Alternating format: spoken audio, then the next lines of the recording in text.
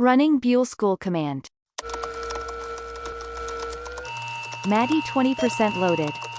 80. 90. Hey there. Maddie complete.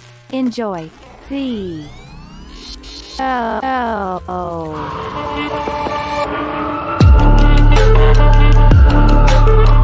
Shots fired, 147, Maple Street. Requesting backup. What's going on, everyone? Welcome back to Buell School. And normally we'll dive into police body cam footage and true crime stories. But today we're going to take a dig into something more strange and mysterious, more along the lines of the unexplained, or just straight up downright mysterious. I'm your host, Matty B, and today we're going to get into one of the eeriest UFO cases you've probably never heard of. The Kinross Incident. This isn't just another random UFO sighting. This one has a missing pilot, an unidentified object over Lake Superior, and questions that really still have no answers. So let's dive right in. It was November 23rd, 1953. The Cold War was in full swing, and the U.S. Air Force was constantly on edge, keeping an eye out for any potential intrusions into American airspace. Around 6:30 p.m., radar operators at Kinross Air Force Base in Michigan noticed something unusual. An unidentified aircraft had entered into restricted airspace near Sioux Locks, a crucial point for shipping along the U.S.-Canada border. No flight plans matched the radar signature, and the craft wasn't responding to radio calls. This wasn't the era of drones or advanced stealth tech, so when something showed up unannounced, it was a huge deal. Lieutenant Felix Moncla, a 27-year-old pilot with a reputation for being level-headed, was called in. Moncla was tasked with intercepting the object in an F-89C Scorpion, a twin-engine jet designed for exactly this kind of mission. His radar operator that night was Second Lieutenant Robert Wilson. The two-man team took off into the cold Michigan sky, guided by ground control. Using radar, they tracked the object as it moved over Lake Superior, headed toward the Canadian airspace. Now, here's where things start to get strange.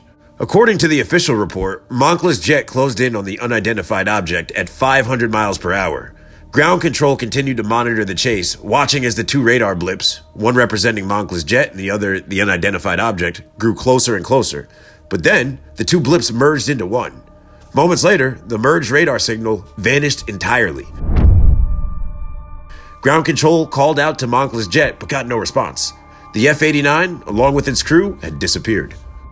The Air Force immediately launched a search and rescue mission, combing the area around Lake Superior for any signs of the missing jet. Despite days of searching, neither the wreckage of the F-89 nor its crew were ever found. The Air Force eventually claimed that Moncla's jet had likely crashed into the lake, possibly due to a pilot error or an equipment malfunction or something like that. But there were two glaring problems with that explanation. One, there was no wreckage. Lake Superior is huge, vast even, but even in 1953, search efforts were extensive. Not a single piece of debris from the jet was ever recovered. And the second thing is the unidentified object. What exactly was that radar blip that Moncla was chasing, right? Official reports claimed it might have been a Canadian aircraft, but the Canadian government denied having any planes in the area at that time. And you know Canada. Canada's not known for being untruthful. They don't want any smoke. So what happened? So the situation as is completely bonkers, right? But here's where things get wild. UFO researchers and publications like Fate magazine have dug deep into this case, pointing out that many of the official explanations don't hold any water. One of the most compelling theories was that Moncla's jet collided with or was even taken by a UFO. Witnesses in the region reported seeing strange lights in the sky that night, described as bright, fast-moving, and completely silent. Some speculated that the unidentified craft was an extraterrestrial vehicle, and the radar merge wasn't a collision at all. It was just the moment Moncla's jet was somehow absorbed or taken by the UFO. Now, I can't overstate how many of these UFO and extraterrestrial videos I watch on YouTube outside of my channel. I watch these things day and night over and over again. So at this point, I pretty much got my PhD in extraterrestrial and unexplained phenomenon. And when I say that those spheres that everybody was saying they were seeing prior to this incident is a common motif in every one of these stories, I'm telling you, this is definitely an alien. And of course, over the years, the Air Force's handling of the Kinross incident has added fuel to the conspiracy fire. Official records, as always, about the case are incomplete or contradictory, and attempts to obtain more information through FOIA requests have been met with dead ends. In 1968, a UFO researcher named Dr. J. Allen Hynek, and yeah, that's the same guy who worked on Project Blue Book, he described the Kinross Incident as one of the most baffling UFO cases he's ever encountered. And again, this is the same guy who has debunked more UFO sightings than he ever confirmed. Marsh gas. I've had many, many letters pointing out that they, as children on the farm, had many experiences with swamp lights, and that this was obviously the thing that it was, and they couldn't understand why the people in Michigan got so excited over swamp lights. And the illusion of motion frequently is given by the fact that a little bit of swamp light appears here, it goes out, another one appears over here, that goes out then, but the illusion as viewed from a distance is that the objects have moved back and forth. And sometimes the gas will gather into a ball and actually float away. And even with modern technology, the mystery still remains prevalent.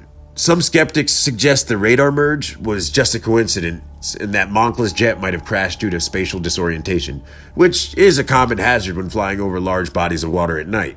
It's a little bit like the JFK Jr. crash back in 1999. But others point out that the unidentified blip might have just been a radar anomaly. But neither of these explanations account for the sheer lack of evidence. There's no debris, no oil slick, no nothing. And what about the eyewitnesses who saw the strange lights that night?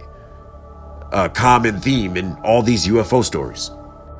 Look, as someone who spent countless hours researching this type of stuff, I can't help but see the striking connections between Kinross and modern cases like Malaysia Airlines Flight 370.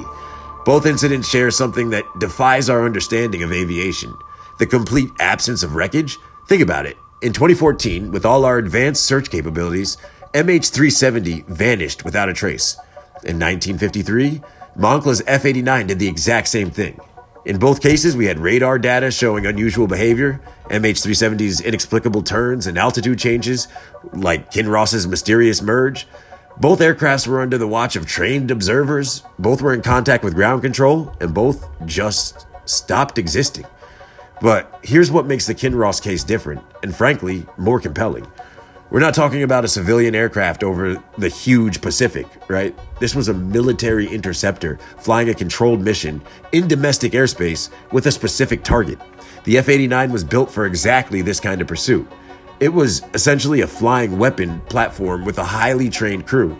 For it to vanish without even a radio call? That goes against everything we know about aircraft incidents. And you know what really keeps me up at night about this case? I mean, it's not just that something could take out a military jet. No, it's just that whatever did this operated with such precision. I mean, no explosion, no debris, no distress call, just a radar merge and then nothing.